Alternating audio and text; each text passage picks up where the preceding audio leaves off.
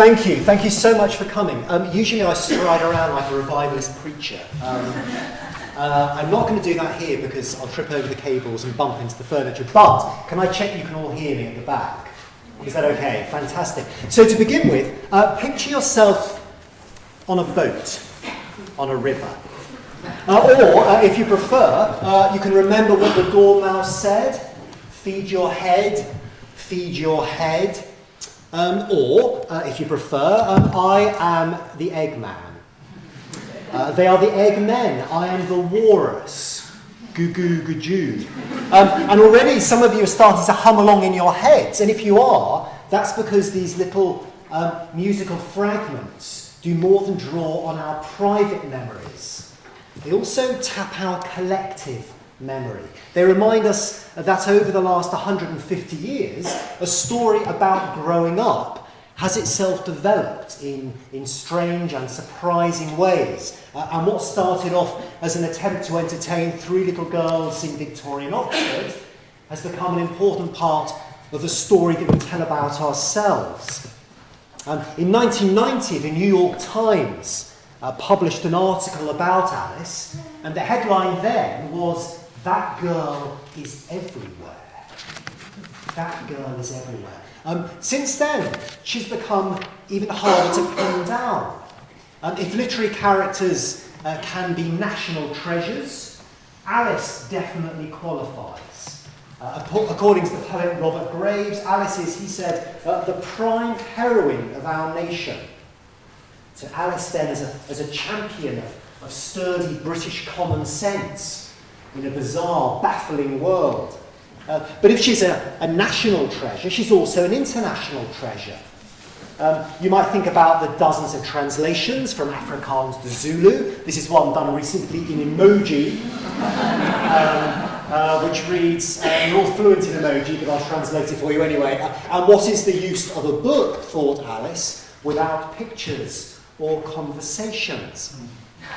Or, if not that, you might think about this, the huge bronze statue in New York Central Park, or this, Disneyland's teacup ride, or a restaurant in Tokyo, which features caterpillar sushi rolls, mock turtle salads.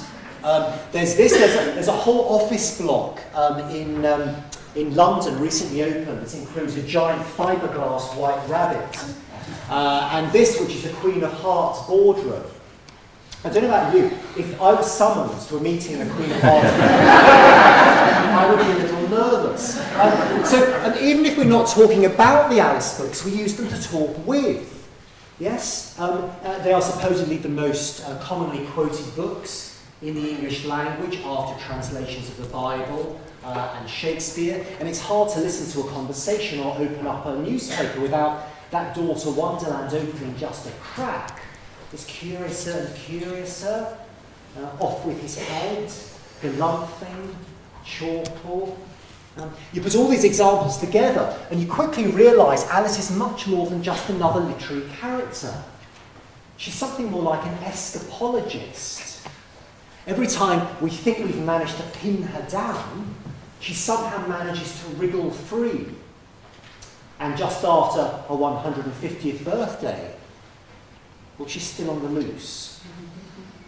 So, the first question then is, why am I interested in her? Why me? Why her? It's not as if I have a secret wardrobe full of long wigs and blue pinafore dresses. Some of you may, if you do, I'm not judging, it just happens that I don't. Nor have I ever been tempted to get one of those slightly disturbing tattoos you sometimes see, like this one, which looks like an outtake from Alien that's got mixed up with a game of hide and seek. There is, though, one confession I can share with you, which is that when I was about 7 years old and I was at school, the local bully accused me of being a bookworm. And now you think, go figure. At the time, it backfired slightly because I didn't know what he meant. And the only way to find out was to read a little bit more. But I still think the bully got it the wrong way round. Do we bury ourselves in books? No. Books bury themselves in us. They burrow into our hearts, into our minds. They change how we feel and how we think. And any book can do this, and it can do it at any time. But it's the books that we read as children that really seem to stick. My colleague, Catherine Rundle, puts it better than I can in her recent book, Rooftoppers. In Rooftoppers, Catherine says, when you're a child, books crowbar the world open for you. Books crowbar the world open for you. Once they've done that, the world might remain a place that's full of possibility and full of surprise. And of course, any book can do this, and at any stage, but it is the books that we read as children that really stick. In my case, the book was this, Alice's Adventures in Wonderland. Opening the cover of the book was like opening the door into the world of reading, into a wonderland of words. And just as Alice discovers that Wonderland isn't really a place, it's a state of mind, so this story introduced me, like many other people, to the power of the imagination to transform the world. So the first big question then is, how did a real girl called Alice become a fictional character called Alice? And how did such a small book end up becoming such a huge presence in our culture? Well, in the story, the caterpillar asks Alice, "Who are you?" And she doesn't seem quite sure. "I hardly know, sir, just at present. At least I know who I was when I got up this morning, but I think I must have been changed several times since then." And that kind of confusion, of course, is understandable, because over the course of her adventures, she is at different times mistaken for a serpent, and a monster, and a flower, and a housemaid. She grows as tall as a tree. She shrinks to the size of a mouse. And she reminds us then that one person has the potential to be many different things. But if there is just one common thread that links all these changes together, it is probably the idea of doubling. Both of the Alice books are obsessed with twins and with hybrids, from the mock turtle to Humpty Dumpty, from puns to portmanteau words, Tweedledum, Tweedledee. And central to all this fictional mirroring and doubling is, of course, the figure of Alice herself. It's not just that Carroll wrote two books about Alice. There were two Alices.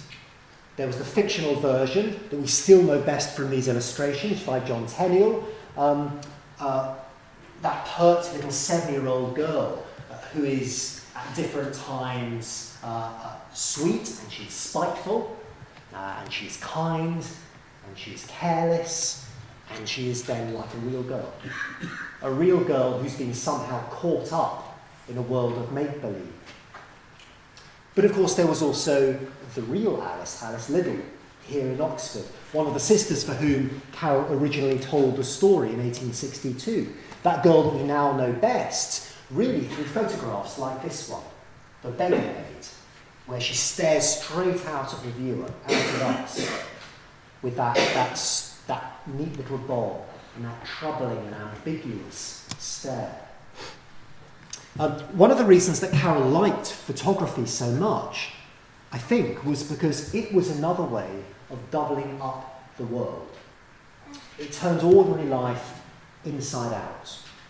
In a photographic negative, left was right, right was left. Black was white, and white was black.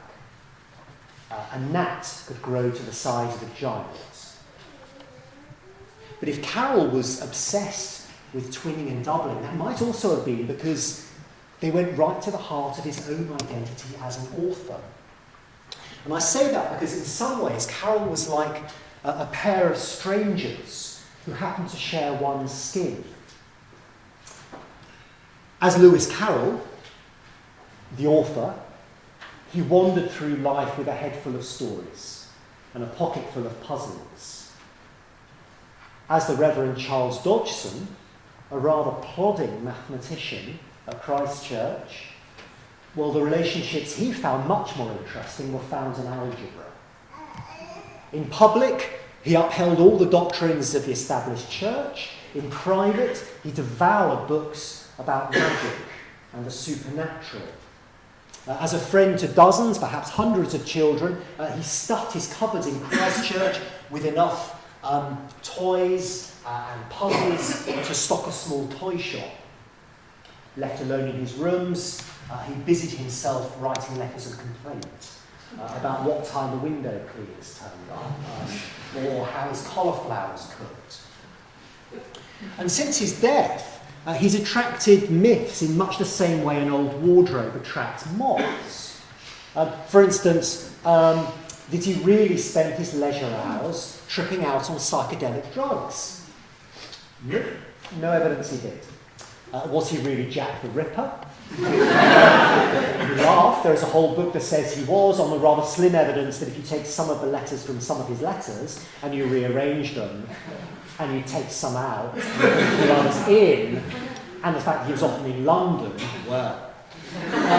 But no, there's no evidence he was Jack the Ripper. So what was he like? Socially, he was gregarious and warm and witty. He was also shy and cold, and he was prickly. He was almost obsessively neat and orderly, but also almost obsessively playful and silly. He was something like an anarchic conservative. He was a traditionalist who had a taste for mayhem. He enjoyed creating miniature worlds, not just photographs, but also poems, puzzles, and this. This is an example of one of his letters sent to a child friend in what he called fairy writing. There's another one where he sends ever so much love to a girl, and it's about 4 inches high. Ever so much love. 4 inches. A joke? Or something other than a joke? He liked pulling things apart and then putting them back together again. Jigsaw puzzles, yes. Also individual words. For instance, he collected anagrams. He collected anagrams of the Prime Minister's name, William Ewart Gladstone, which included wild agitator means well, and a wild man will go at trees. William Ewart Gladstone. A wild man will go at trees. He was fascinated by new inventions, which included Charles Babbage's early version of the computer, which he tried to buy. He collected inventions, which included an organette, a Velociman, patented pens and pencil sharpeners, a typewriter with a curved keyboard, and this is a Whiteley exerciser designed to keep Victorian fitness fanatics trim and lightly muscled. If you've read Ulysses, you'll remember that Leopold Bloom has a Whiteley exerciser. He says it's increased the size of his biceps by an inch. Lewis Carroll, when he died, had 2 Whiteley exercisers, presumably one for each bicep. On the other hand, some of Lewis Carroll's social thinking wasn't always quite so progressive. So a scandal about child prostitutes broke in the news in 1885, and Carroll wrote to the Prime Minister to intervene. To help the children? No.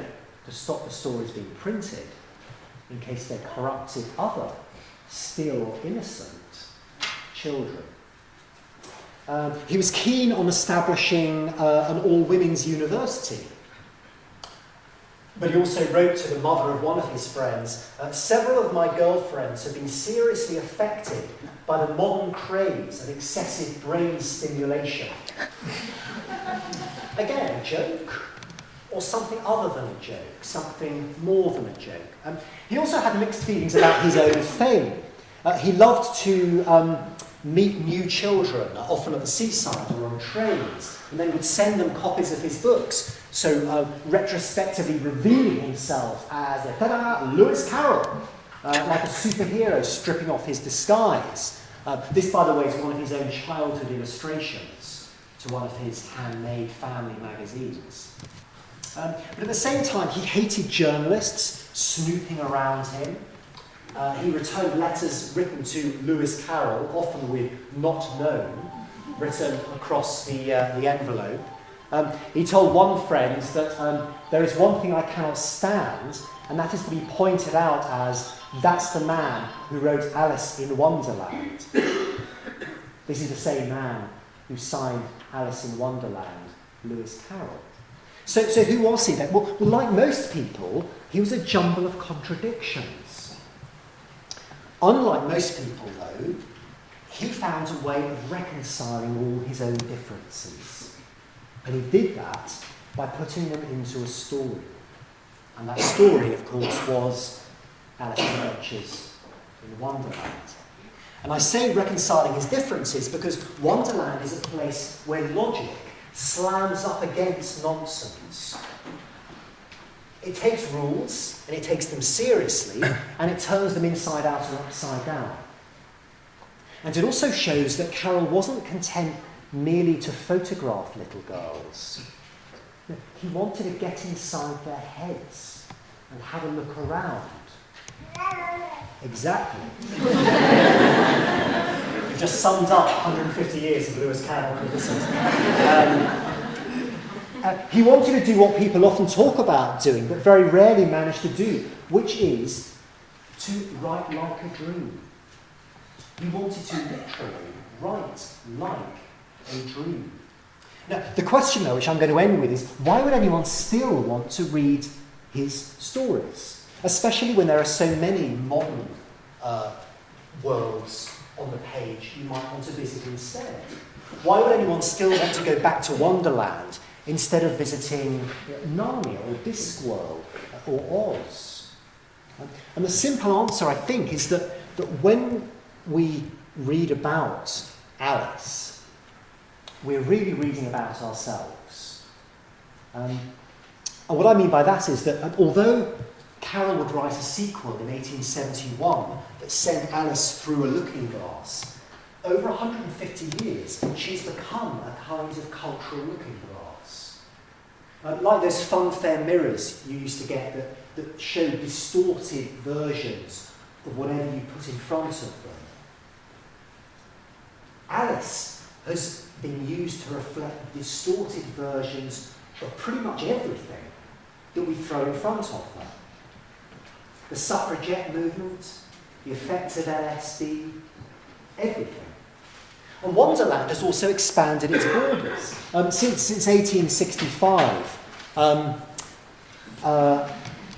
the afterlife and the unconscious and the scientific world, these have all been described as different kinds of Wonderland. This is a poster from a theatre I discovered in the Whitechapel Road. It's now been pulled down. A programme which included, as you see, a man with a very long beard, the armless midget lady, a crack squad of performing pigeons. That was Wonderland. Today, what is Wonderland? Probably this. Wonderland now is the internet. Some of you might have seen or heard of a new musical by Mauro Buffini and Damon Albarn, which is the National Theatre. And the conceit of that is that these days you don't have to go very far to fall down a rabbit hole, because we almost all carry one around inside our pocket. You certainly do. The screen of a smartphone has become a kind of portal into a world that's full of disguises and games and challenges, every bit as surprising as the one that Carroll invented. So Wonderland, then, has become WWW, Underland. And at the same time, Carroll's story, in its own form on the page, not just in terms of its digital afterlives, it too retains its power to tease, to unsettle everything that we usually take for granted. I said something earlier about its interest in splitting and doubling. The best example of this is probably how it manages to be two stories in one. For child readers, it's a way of coming to terms with the adult world as a place that is strange and surprising and full of unexpected terrors, but also sometimes full of surprises and pleasures, joys even. For adult readers, well, opening the cover of the book is a bit like stepping inside a personal TARDIS. You get transported back in time. Virginia Woolf put it much better than I can. She said that the Alice books might have been written for children. They are, though, she said, perhaps the only books in which we become children. In other words, once we've visited Wonderland, just once, we know where the door is. And then all we have to do is to make ourselves small enough to look through it again. Thank you for listening.